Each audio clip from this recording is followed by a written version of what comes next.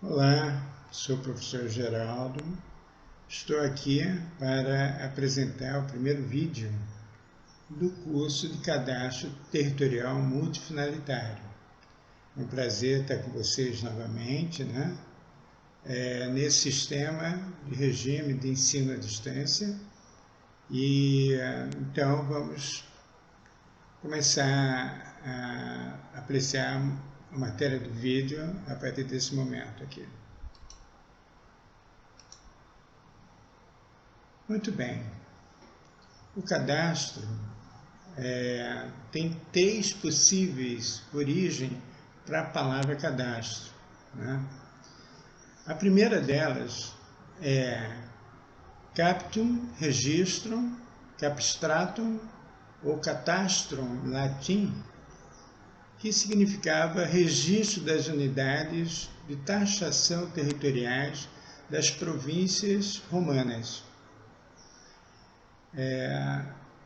A segunda origem da palavra vem de capstatio, também em latim, que significa captação. A terceira, da língua bizantina, catastricon, que significa lista ou livro de registro de terras.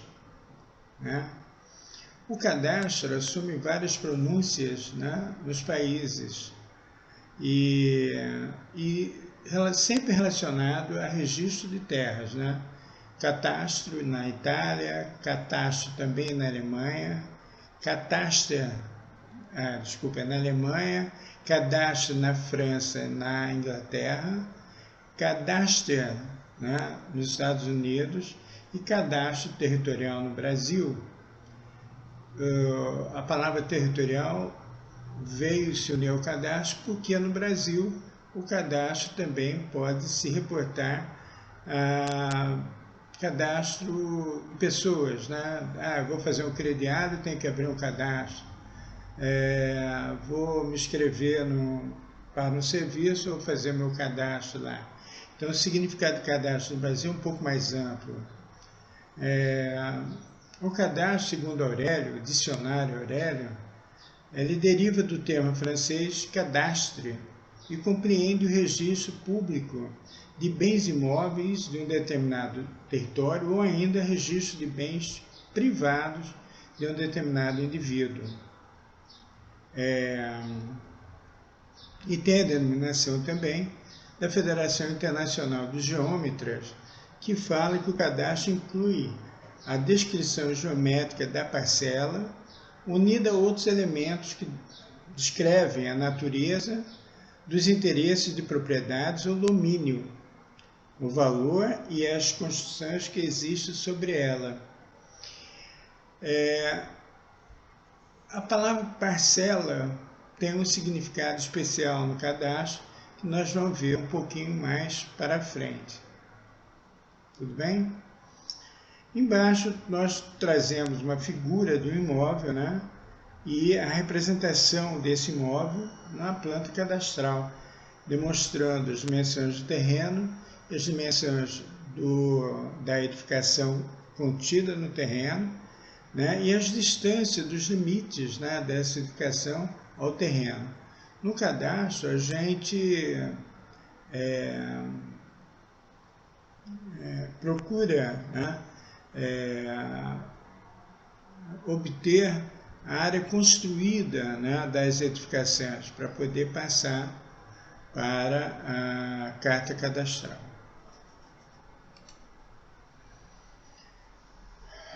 O objetivo do cadastro veio modificando durante os anos, desde a sua implementação até os dias atuais. E a gente vai ver um pouquinho disso agora. A primeira onda do cadastro, isso há milênios, a preocupação maior era com a arrecadação de impostos. O cadastro é uma forma de você poder implementar impostos e de forma a garantir uma equidade tributária, dividir o fisco Por que alguém vai pagar um pouco mais, ou um munícipe vai pagar um pouco mais, em detrimento do outro que paga um pouco menos, né? A gente vai encontrar esses critérios na planta cadastral, onde vai mostrar a localização, né, desse munícipe, né, próximo a um logradouro público que tem toda a infraestrutura, enquanto o outro está próximo do logradouro público, uma rua, uma avenida, ou, né, uma servidão, e que tem poucos serviços disponíveis a esse outro munícipe, né, esse outro cidadão. Então, não é justo um pagar o mesmo valor que o outro, sendo que um tem mais serviços urbanos à sua disposição, enquanto o outro, muitas vezes, nem a pavimentação do logradouro, né, em frente à sua residência,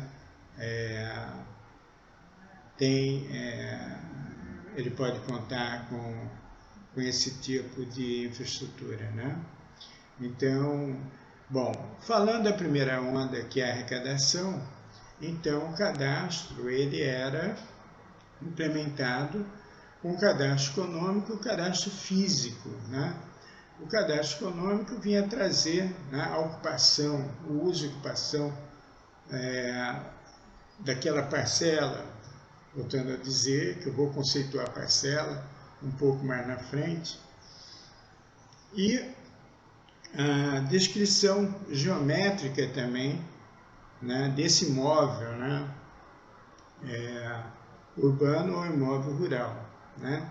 Então, a partir do instante que eu faço a cartografia cadastral, eu trago todas essas informações, né, uma planta, um mapa, né, municipal. Em cima desse mapa municipal, então, eu posso estudar o uso, né, que é dado e a ocupação que é dada. Em cima disso, posso estipular valores, né, áreas mais valorizadas, menos valorizadas, e então criar minha equidade tributária na distribuição dessa carga fiscal. A segunda onda do cadastro é o ordenamento territorial, né? Ela vem com a implementação do cadastro jurídico, né? A quem pertence esse cadastro, né? Quem que é o proprietário, quem responde por essa parcela, por esse imóvel, né? Então, a quem deve, né, se houver algum tipo de não pagamento, quem vai se responsabilizar, né, pelo imposto, pelo IPTU, pelo ITBI, né? Então, tudo isso nós precisamos saber quem é o proprietário, quem detém a posse, né, dessa parcela. Então, essa segunda onda, ela veio auxiliar também o ordenamento territorial. Como que ela veio auxiliar o ordenamento territorial? Estabelecendo dentro do município zoneamentos, né, de uso, né, o que pode ser construído em determinada área, né, qual o gabarito de construção, qual o potencial construtivo, né, até que andar eu posso elevar um prédio em determinada área dentro do espaço urbano, né, falando um pouco mais do espaço urbano. Então, tudo isso vem ajudar essa parte do ordenamento territorial, estabelecendo índice urbanístico e outras informações de limitações de uso, inclusive, né? A terceira onda do cadastro, bem mais recente, né, veio com os cadastros multifinalitários, né? Com os cadastros, chamado de cadastro temático, com a onda da multifinalidade do cadastro, dos cadastros temáticos, né? Então, utilizando a mesma base, né, cadastral, ou a carta cadastral, podemos criar cadastro chamado cadastro temático, cujo o próprio nome diz, né, temas específicos. Então, eu posso criar o cadastro de transporte, né, do município, hierarquização viária, cadastro de educação, cadastro da saúde, né, cadastro de mobilidade urbana e cadastro de segurança pública, né? Então são vários cadastros que nós podemos implementar em cima da carta cadastral e dessa forma planejar o município, né? E gerir esse município. Então vem facilitar, né, esse planejamento integrado, auxiliando não só o planejamento como a gestão municipal. A multifinalidade do cadastro é não só a utilização do cadastro para fins tributários, como também a utilização do cadastro para outras finalidades, como o planejamento. Tudo bem? O cadastro de 2014 foi uma previsão feita em 1994, quando houve uma reunião da Federação Internacional de Geômetras, em que, em Melbourne, na Austrália, né, em que eles quiseram fazer uma previsão, o que seria o cadastro, né, 20 anos depois, né? Então, muitas das previsões que foram feitas naquela reunião lá, em 2014 fizeram uma nova reunião para ver o que foi atingido, né? Qual foi a evolução do cadastro até 2014, né? Algumas dessas previsões foram, de fato, implementadas e outras nem tanto, né? E para entender um pouco mais sobre isso, eu devo passar uma atividade para vocês, para pesquisa, e para que vocês possam entender um pouco mais do que se pretendia na época e o que achavam, né, que ia acontecer em 2014. E a quinta onda vem com a alta tecnologia, né? O cadastro, durante todos esses anos, ele vem carecendo de tecnologias para sua implementação. E há pouco tempo, né, com a internet, com a disponibilidade de sites, né, o cadastro teve uma melhora, né, na sua implementação, né, como uma ferramenta de gestão muito importante para os municípios, né? E essa tecnologia avançou bastante, né? Então se pensou em cadastro 3D, se pensou em cadastro 4D, né? E aí essa implementação do cadastro 3D e o cadastro 4D saindo da cartografia cadastral em 2D, né, para os modelos digitais, né, em 3 dimensões, nos geobjetos, né, modelados nessas 3 dimensões, que precisa, né, de softwares específicos para a sua implementação. Tem muita coisa do cadastro, né, que é de difícil modelagem em 3 dimensões, né? Precisa ou mudar, né, alguns conceitos ou criar ferramentas que consigam trabalhar melhor com os conceitos anteriores, né, de sobreposição, de propriedades e outras informações mais que dificultam essa implementação. O cadastro 4D, né, ele coloca, junto ao cadastro 3D, a questão do espaço-tempo. Porque tudo vem, o processo, né, de uma cidade é um processo dinâmico, a cidade se modifica, né? Ela não é uma coisa estática. Eu fiz o cadastro, pronto, acabou, o cadastro está pronto, né? Não vou mexer mais nisso. Não, ele precisa de constante atualização, né? O cadastro, a cidade vai mudando e essas informações têm que ser implementadas, né, e atualizadas dentro desses sistemas, né, tecnológicos de informações digitais, né? E esse fator tempo, né, é que precisa ser muito bem equacionado para que a gente possa entender que se hoje, né, nós temos, vou dar um exemplo, né, um edifício, e embaixo desse edifício eu tenho uma garagem, né, e essa garagem envolve mais do que um edifício, né, existe essa dificuldade de como modelar isso, né?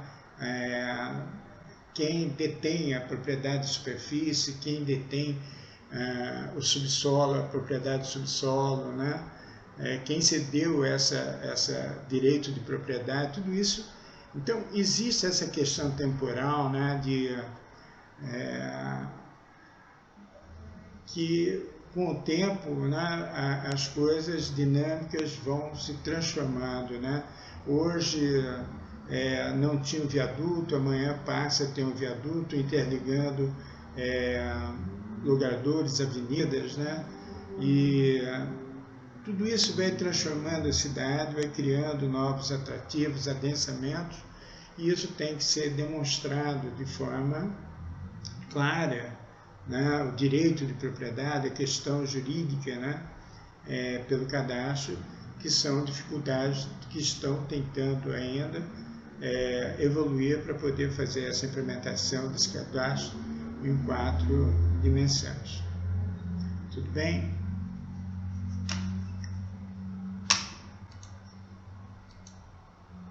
Bom, nós tivemos uma visão, né, de conceito de cadastro e dos seus objetivos, né, que é realmente representar, né, o sítio municipal, né, o território municipal que se pretende. Hoje o cadastro no Brasil representa a parte urbana, mas se pretende envolver toda a parte rural também. Mas agora eu vou passar um pouquinho de história de cadastro para vocês aí, tudo bem? Isso na Mesopotâmia, né, milênios antes de Cristo, nós tínhamos ali os kudurros, né, que eram pedras. Eles falam que são estelas, que são pedras, chamadas pedras erguidas, né, de registro de doação de terras no reino da Babilônia. Esses originais em pedras eram mantidos em templos, né, enquanto algumas cópias eram dadas aos proprietários. Cópias da transcrição do que estava na pedra em uma tábua feita de argila, né, com as mesmas transcrições que está na pedra, vinha para essa tábua de argila. Então, do lado dessa pedra, né, desse kudurro, estava como se fosse a matrícula da doação do imóvel, né? Constava lá a dimensão do imóvel, quem que era o proprietário, o rei que cedeu a propriedade, né, para aquela súdito, né, o porquê que foi dado, né, e quem que era confrontantes, tudo isso está transcrito desse lado do kudurro. E do outro lado do kudurro, como vocês podem ver, que seria a parte frontal do kudurro, tem toda a parte de imagens, né, dos deuses babilônicos, né, que protegiam então aquela doação, aquela propriedade, né, e quem tentasse invadir aquilo lá ia sofrer as maldições de todos esses deuses, né, que estava sendo invocado para garantir, né, além daquela doação, do reconhecimento, né, da propriedade pelo rei, mas também garantir pela parte divina, do medo, né, de estar entrando dentro de uma área que é protegida por aqueles deuses que eles acreditavam, né? Então, essa foi uma das primeiras formas conhecidas, né, de registro de terras que tem conhecimento, né, na área da Mesopotâmia. Os egípcios também já faziam as medições através de cordas, né, para mostrar a propriedade que cada um teria para elaborar o seu plantio, né? Mas não era tão aprimorado, né, essas demarcações como essas feitas em pedra no reino da Babilônia, né?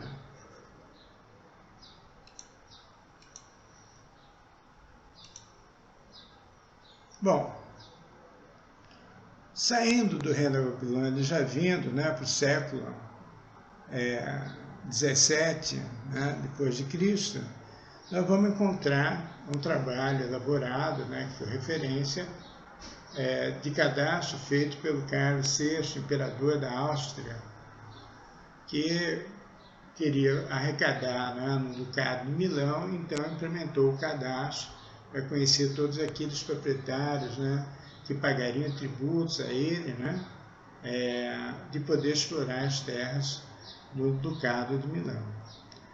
O que consta é que Carlos VI acabou falecendo antes da conclusão da carta cadastral e sua filha, né, Maria Teresa, é que assinou todo o cadastro após esse cadastro ser elaborado, e que esse cadastro serviu, né, como referência por algum tempo em todos os países europeus lá, como exemplo de cadastro bem elaborado, né?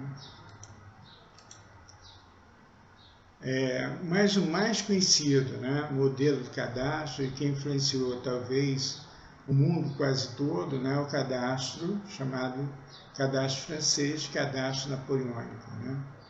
Napoleão, então, criou um cadastro chamado cadastro parcelar, e aí vem o nome parcela, né, em que ele tentou seguir o exemplo de Carlos VI, fazendo todo o levantamento cadastral. Entretanto, Carlos VI fez só da parte que interessava fazer a arrecadação, e o Napoleão não. Ele criou um sistema, né,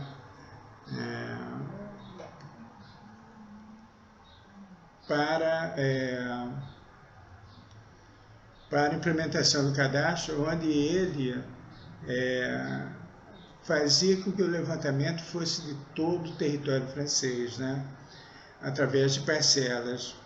E essas parcelas cadastrais é como se fosse uma colcha de retalho fundiário que foi levantado de forma sistemática sobre o território da França, onde nenhum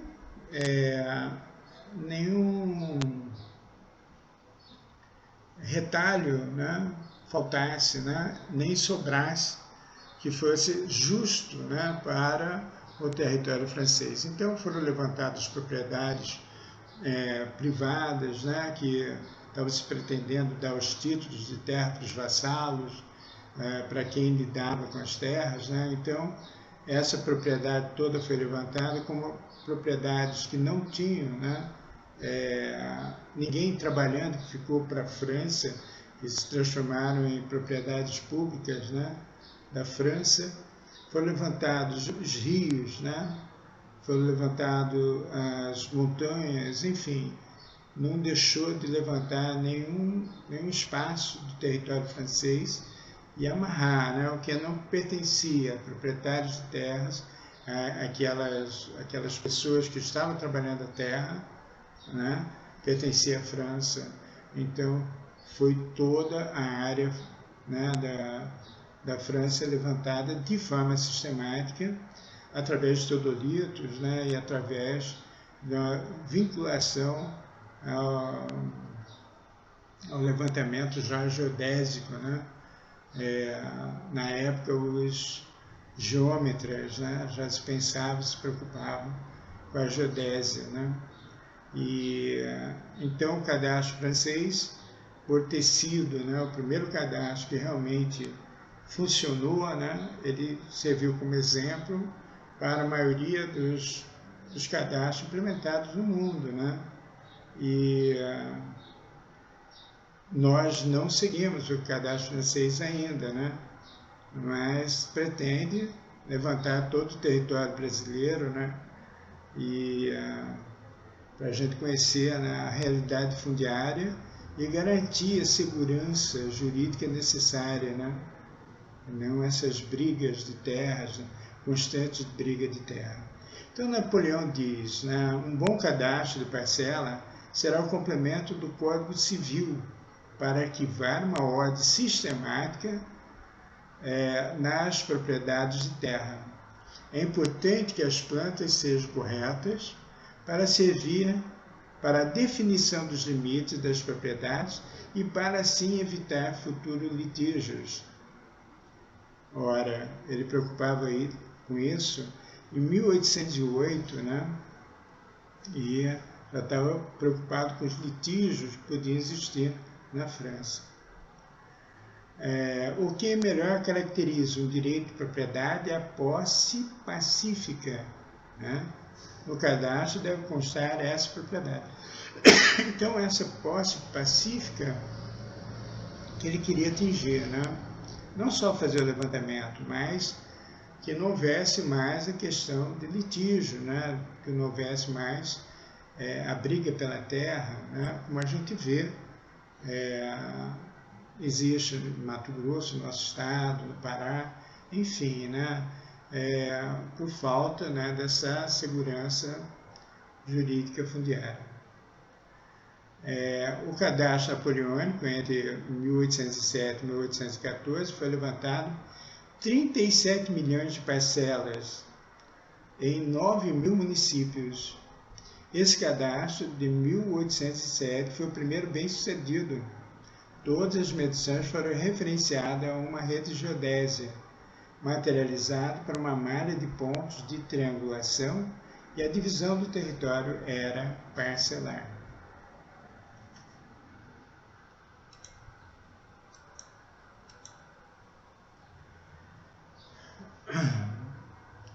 Então, como eu disse, o cadastro napoleônico passou a ser referência para a implementação desse modelo, né, em muitos países do mundo. As suas principais características são levantamento sistemático por medições, criação do conceito parcela cadastral, representação em cartas de referenciamento único geodésico, simplicidade, o cadastro tem que ser simples para ser atualizado com facilidade, e uma permanente atualização, porque muda muito, né? Vem de parte, tem herança e por aí, né? Vai, né? A propriedade vai se modificando, né? O cadastro parcelar com uma coxa de retalhos fundiários deverá cobrir a superfície do território como um todo, onde cada retalho recebe o nome de parcela. E aqui então nós podemos ver, né? A parte, né, em 3 dimensões, onde existe levantamento, né, das parcelas no campo, né, como que isso é implementado, né, numa carta cartográfica, né, e poder associar com outras informações e gerar, então, uma análise espacial, enfim, né, todo esse levantamento feito através, né, da topografia, né, desde essa época, obtendo, então, né, de forma sistemática, fazendo levantamento de todas as parcelas, né, conseguiu, né, implementar o cadastro e a segurança fundiária na França. Muito bem. O registro de terra no Brasil, né? Então, vamos contar um pouquinho da história, né, de como que aconteceu o registro, né, e as leis de terras, né, como que foi feito no Brasil. Então, nós temos, até 1822, o Brasil colônia, no Brasil colônia só havia concessão de terras através de sesmarias, né, pela coroa portuguesa. Então, quem detinha as terras, né, era o rei de Portugal, e elas eram cedidas, né, para aqueles que queriam explorar, né, o território, a nova terra, né, o novo território, né, que é o Brasil, né. Então, quem vinha de Portugal encontrava os capitães-mor, né, e lá eles solicitavam a doação de terra para cultivo, para poder trabalhar, né. Então, era doado essas sesmarias, e uma das únicas, né, pré-requisitos para obter uma sesmaria é que você fosse cristão, né, acreditar em Cristo, né. Bom, até 1824, com a independência e a primeira Constituição os brasileiros ganharam o direito à propriedade, né? Então não tinha terra, mas aí veio o Império, né?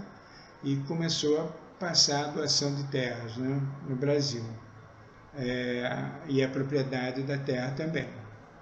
Em 1843 surge o primeiro registro de imóveis hipotecados, né? E logo depois, em 1856, o registro de terra propriamente dito, né? Em 1850, né, teve a Lei 611, chamada Lei de Terras, né? Da independência até 1850, houve ocupação de solo pela tomada da posse sem qualquer título. Então, as pessoas entraram, invadiram, né? Não havia doação de Seis-Marias, né? Então eles invadiam as terras porque precisavam trabalhar. E aqueles que esgotavam a terra, né, que foi doada, eles passavam para a terra do vizinho, porque não tinha ninguém lá, acabava tomando, né, invadindo aquelas áreas, né? E aí precisava uma lei para regulamentar, né, a questão de terra no Brasil.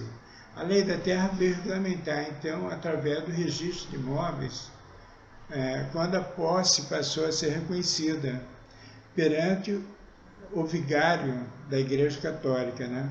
Por isso essa lei passou a ser conhecida como registro do vigário, né? E se fazia na freguesia da situação do imóvel. Então, se você morava, a maioria das pessoas morava em zonas rurais, e tinha uma vila, uma freguesia, como se chamava, né, onde havia a igreja. E essas posses, né, eram registradas pelo vigário, né, dessa igreja, e aquilo tinha valor cartorial. Muito bem, em 1964, né, veio o Estatuto da Terra, que regulamentou a reforma agrária, definiu o modo rural, o minifúndio, né, conceituou o minifúndio, o latifúndio, e estabeleceu os princípios do cadastro rural no Brasil.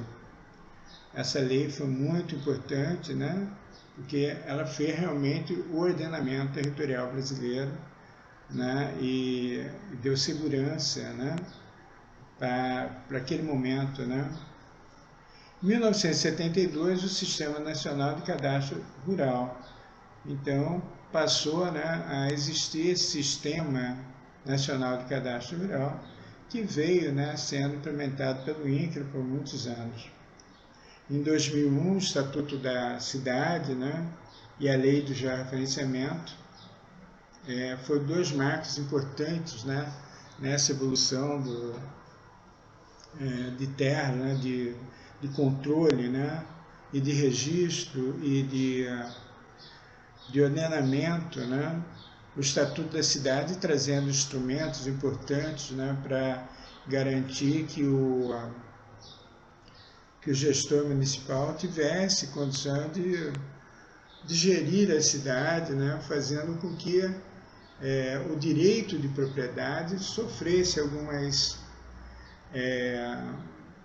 como se diz, algumas limitações, né, por um direito, por uma função social da propriedade, né. Então veio reconhecer algumas funções, né, sociais da propriedade e trouxe instrumento de gestão para esse administrador, PTU progressivo, por exemplo, né. Quem estava especulando dentro da cidade, esperando valorizar o seu imóvel sem construir, né, um imóvel grande, em que na frente o logradouro passava todo tipo de infraestrutura e a pessoa esperando uma grande oferta, né, pelo imóvel, fazendo a chamada especulação imobiliária. Esses instrumentos, né, alguns instrumentos do Estatuto da Cidade veio dar ao gestor municipal ferramentas que ele pudesse impedir, né, esse tipo de exploração, né, e fazendo que o proprietário, né, da terra ou loteasse, né, ou ele comece a pagar IPTU, né, progressivo no tempo. Então vai aumentando o valor do IPTU, né, até que, se ele não fizer, né, o parcelamento, né, da área, o governo pode, inclusive, desapropriar aquela propriedade e pagar com títulos, né, municipais, né? Então, de certa forma, né, evita que esse tipo de exploração, né, imobiliária seja feito dentro do sítio urbano, né? Alguns outros instrumentos, né, como operação urbana consorciada, são vários instrumentos, né, em que permite a iniciativa privada mudar um tipo de zoneamento para adaptação, contanto que haja um ganho, né, para os munícipes, né, e, enfim, né. Então, tudo isso veio trazer alguns instrumentos que auxiliam, né, se implementados, a gestão do território urbano, né, no município lá. E a lei do georreferenciamento, estabelecendo todos os critérios, né, necessários para o georreferenciamento de imóveis rurais, né, onde tentou aproximar o máximo possível o cadastro do registro de terra, né. A partir do instante que existe o georreferenciamento, a autorização para a titulação, né, vem em consequência desse georreferenciamento, com erro posicional, estabelecendo erro posicional para os vértices, enfim, né, foi um avanço nessa área do cadastro, né, rural no Brasil. Em 2009, a gente encontra a Portaria 512, que é a diretrizes para o cadastro territorial multifinalitário, em que essa diretriz não prevê só critérios para a elaboração do cadastro urbano, mas também envolver a parte rural brasileira, né, para responsabilidade do município, né, implementando o cadastro amplo do território do município, né, que traz várias diretrizes, né, e artigos para uma implementação do bom cadastro.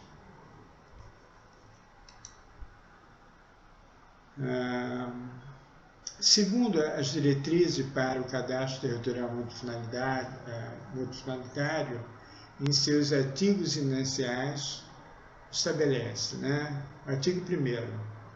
Então, essa diretriz, né,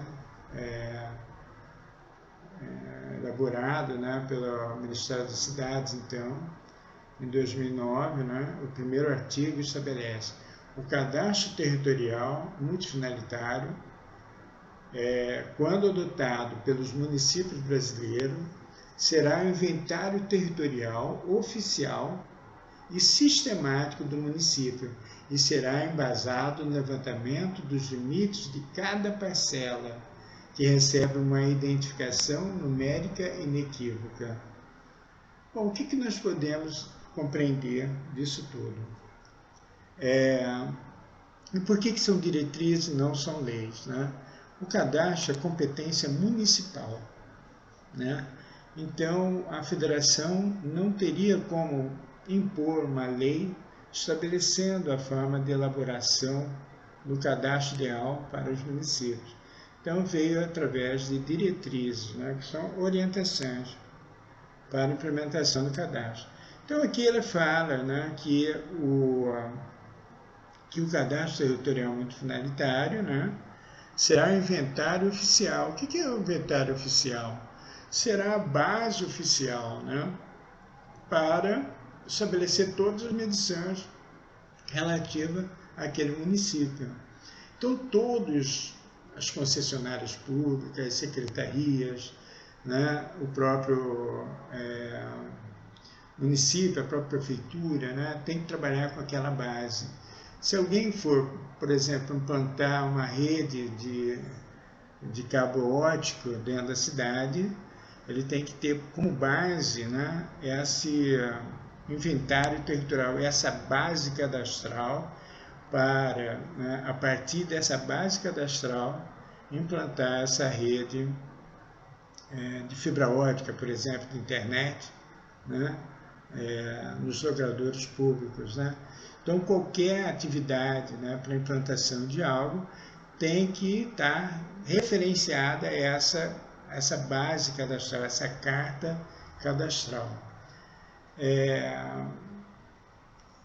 E fala, né, será um inventário oficial e sistemático do município e será embasado no levantamento dos limites de cada parcela. Então, vai ter que levantar, né, parcela por parcela, né, da malha urbana e da malha rural, né, de forma sistemática, né. Aí tem que ver como que vai implementar essa forma sistemática de levantamento, né, e onde essa forma sistemática, se for considerar, né, a visão do cadastro napoleônico, tem que ser levantado todas as parcelas, né, não só, né, o que vai pagar tributo, mas os logradouros públicos, né, as praças, os rios, as montanhas, tudo que fizer parte, né, da superfície, né, do território municipal vai ter que ser levantado de forma sistemática para compor essa cartografia cadastral, né?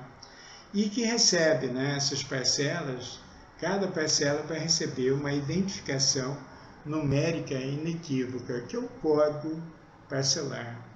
Né? Esse código ele serve para, dentro de um sistema de informação geográfica, como um vínculo, né, para linkar, né, a base cadastral, a carta cadastral, aos cadastros temáticos, né?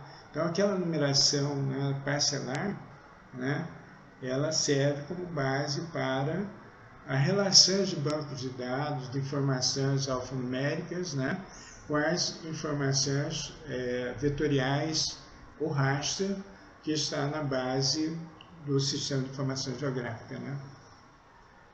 Muito bem, né? A gente vai ver alguns exemplos um pouco mais na frente que vai facilitar a compreensão. O artigo número 2, a parcela cadastral, é a menor unidade do cadastro definida como parte contígua da superfície terrestre com regime jurídico único. Então ele diz aí que a parcela cadastral, aquele retalho fundiário, deve ser a menor unidade de cadastro, né?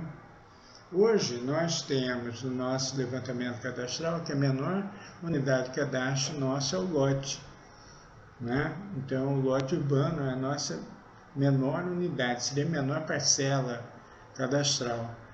Mas a gente vai ver um pouquinho mais na frente que a parcela tem uma outra denominação que pode mudar segundo o seu,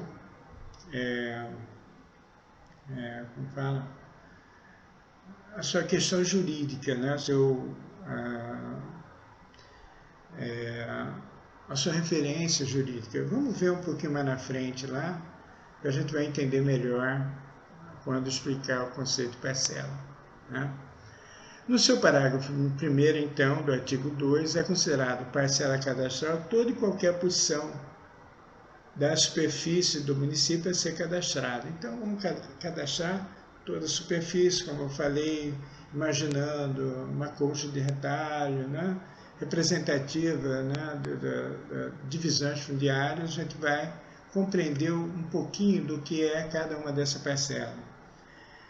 E no seu artigo, no seu parágrafo 2º, as demais unidades, como lotes, né, glebas, vias públicas, praças, lagos, rios e outros, são modelados por uma ou mais parcelas de que trata o caput deste artigo, identificada pelos seus respectivos códigos, né? Então, voltando a dizer, a parcela não se limita a ser um lote, ele pode ser uma quadra que não tem uma subdivisão, ela vai ser uma parcela, enquanto ela for uma quadra, ainda sem a divisão do loteamento, né? Um lago, né? Um trecho de logradouro, né? De uma rua, vai ser uma parcela. Então, enfim, né?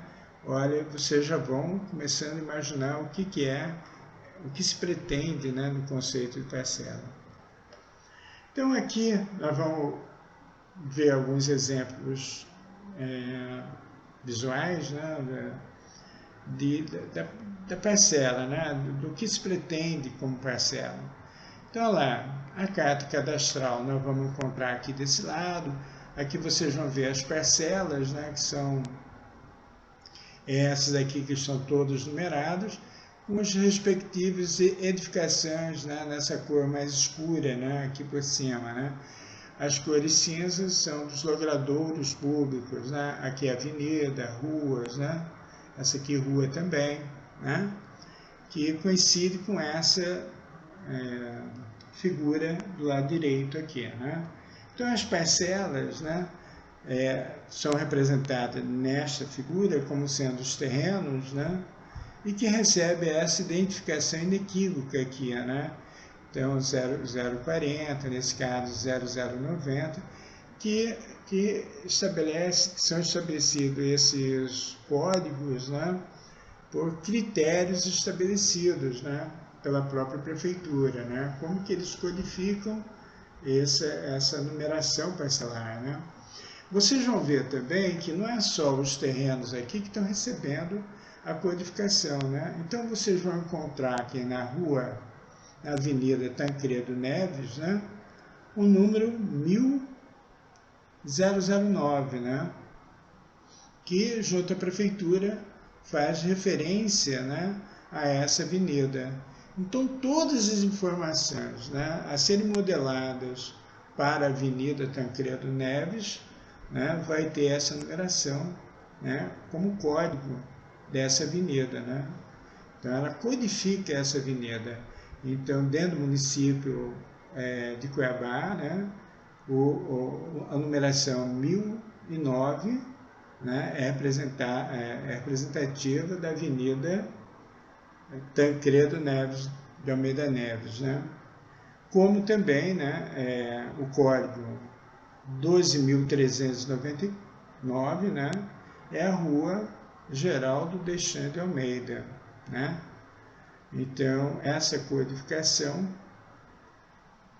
ela em algumas cidades é por logradouros e por outras cidades é por logradouros também, mas é por trecho de logradouros. Então, vem a codificação inicial e mais uma numeração posterior, né, estabelecendo as distâncias entre os trechos de logradouro. O que é um trecho de logradouro, né?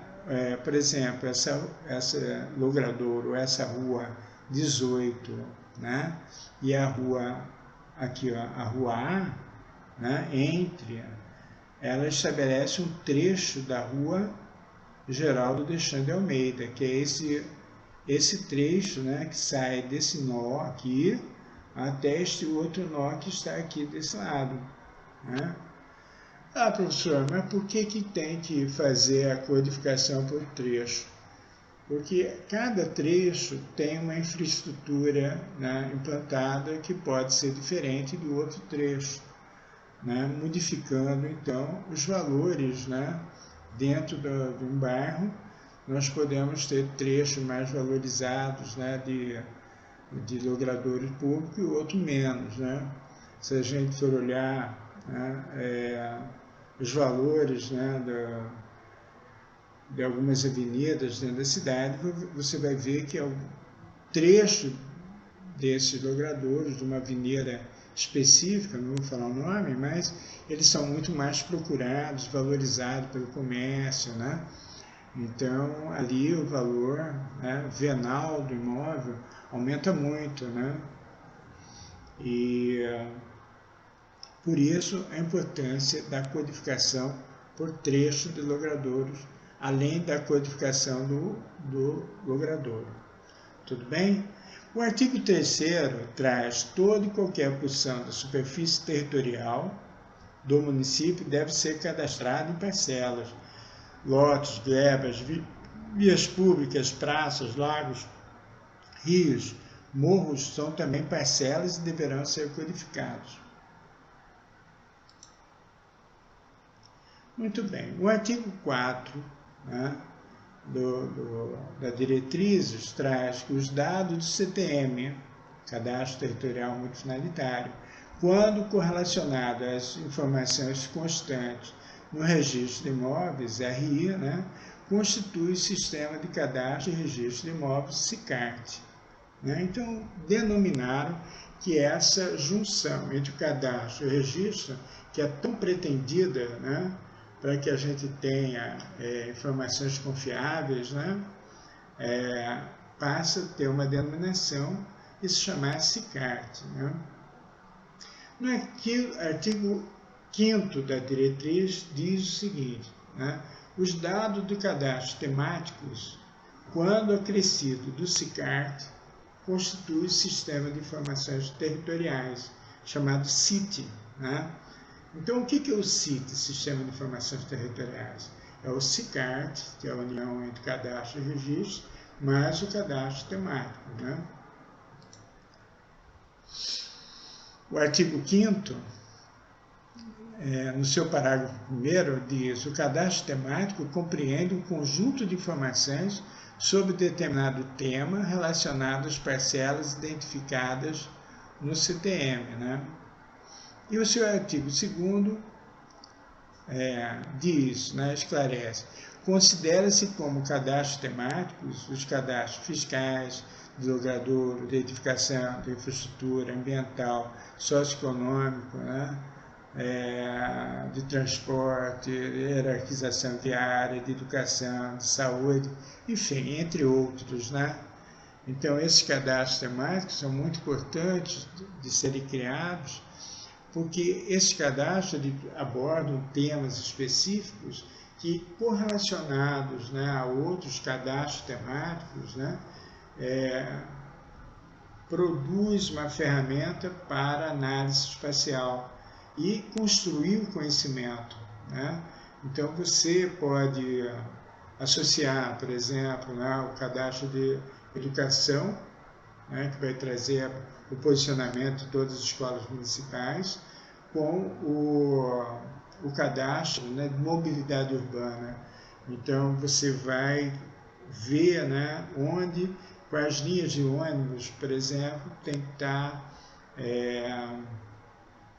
implementadas, passando em que trecho de logradouros, né, no que horário. Né? Então, tem como planejar toda essa parte, né, do transporte público através da associação de cadastros temáticos. Né? Esse é um exemplo, mas tem vários outros exemplos. Né?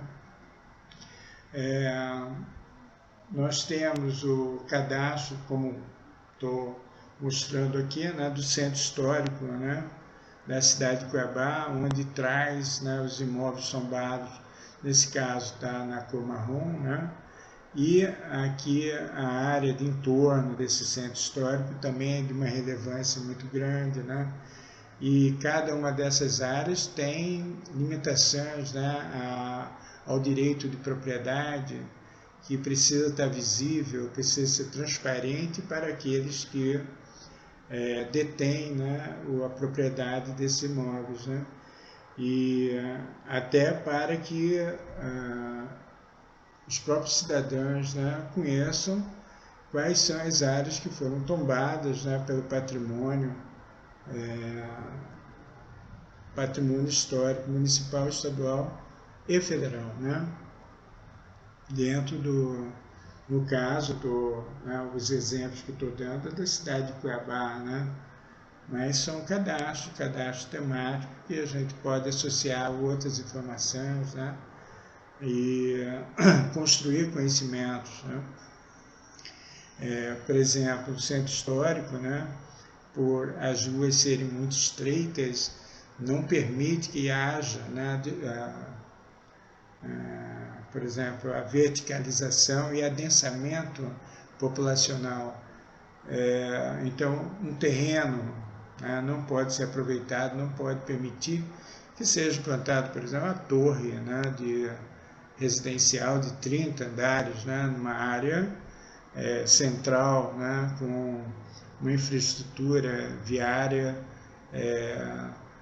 da época de sei lá, 1750, né? Onde passava carroça ali, enfim, né? Não é compatível, né? Com se pensar, né?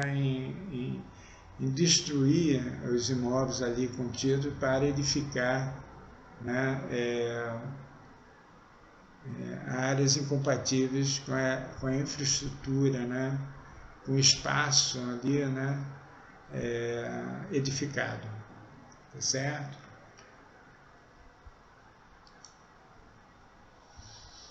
Uma outra questão básica, né, para entender um pouco o cadastro aqui no Brasil, né, é que o cadastro deve modelar a situação legal da parcela. Mas nem sempre isso é possível, né?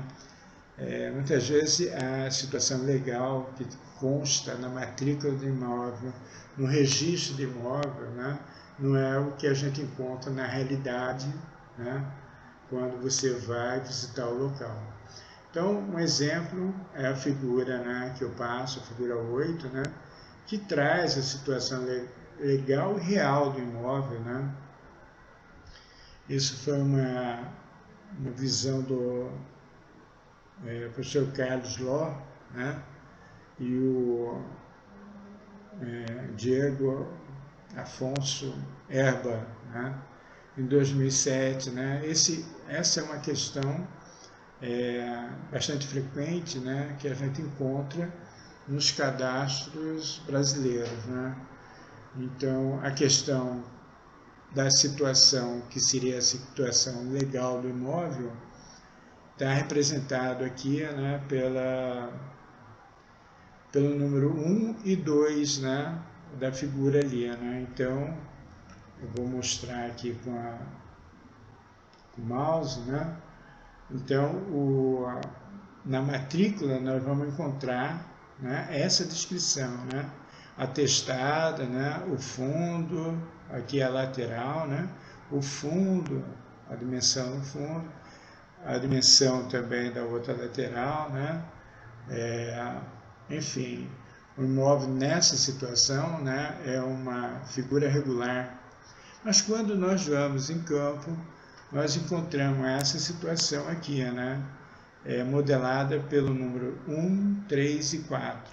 Né? Então, a situação do imóvel por construções, né, que já foram feitas, por delimitação já de muros, né, nós encontramos, por exemplo, a situação lá no local. Né? Muito bem. O que isso gera? Isso gera conflitos, né, fundiários, né, urbanos. Então, que pode gerar questionamentos na justiça, né, e brigas entre vizinhos, né, enfim, né, a insegurança, né, fundiária, né, jurídica fundiária. Então, nesse caso, né, analisando aqui o exemplo, aqui a figura, o número 1, né, que gera essa figura aqui, que é um trapézio, né, aqui, nesse espaço, o proprietário tem a propriedade e a posse. Né? Então, como ele está dentro dessa área, aqui é a parte legal desse imóvel, né? Aqui, ó, né? E o imóvel, né? Esse aqui, né? Que é a realidade. Essa parte é a parte legal desse proprietário, né? Nesse número 3 aqui, né?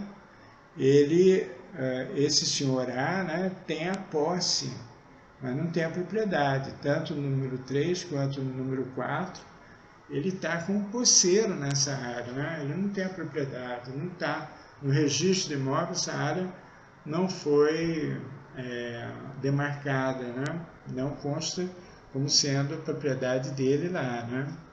E aqui o senhor A tem a propriedade, né? E não tem a posse é do vizinho. Né?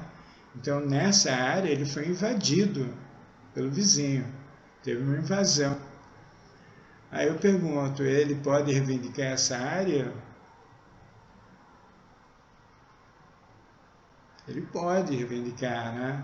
Se ele demonstra que essa área pertence a ele em escritura pública, né? Ele é dono dessa área, né? Imagina se alguém que invadiu isso construiu uma piscina, ou então construiu o corpo da casa nessa localidade, né?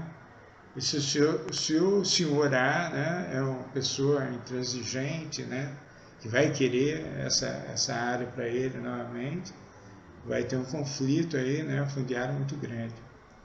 Então é importante, né, entender que essas situações é que fazem que o cadastro brasileiro não seja o cadastro legal, né, seja o cadastro de feição, né, seja o cadastro real, seja o cadastro, né, que não traz informações legais do terreno, e sim as informações reais, né, de como acontece, o que foi levantado, né, no local, né, enquanto outros países, né, a situação é legal. Na Alemanha não existe isso, né, o cadastro na Alemanha, né, coincide, o cadastro é a propriedade legal com o que está representado na localidade, né, no real. Então, o cadastro tem a chamada fé pública, né? O registro de imóveis trabalha de formas separadas, mas, ao mesmo tempo, o que consta no cadastro é o que consta no registro de imóveis, né? Nos cartórios. Quem detém o registro de imóveis são os cartórios, né? De registro de imóveis, né? A prefeitura detém o cadastro, né? Enfim. Aqui, né, fala um pouquinho, né, sobre o cadastro de saúde, né, mostrando ainda, né, como se pode trabalhar com a cartografia cadastral, né.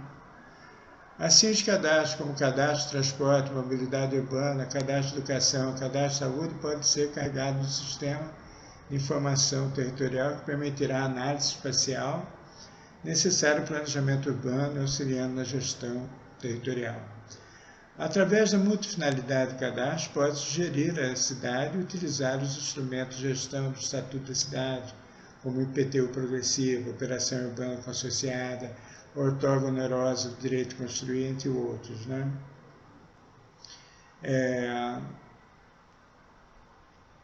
Muito bem.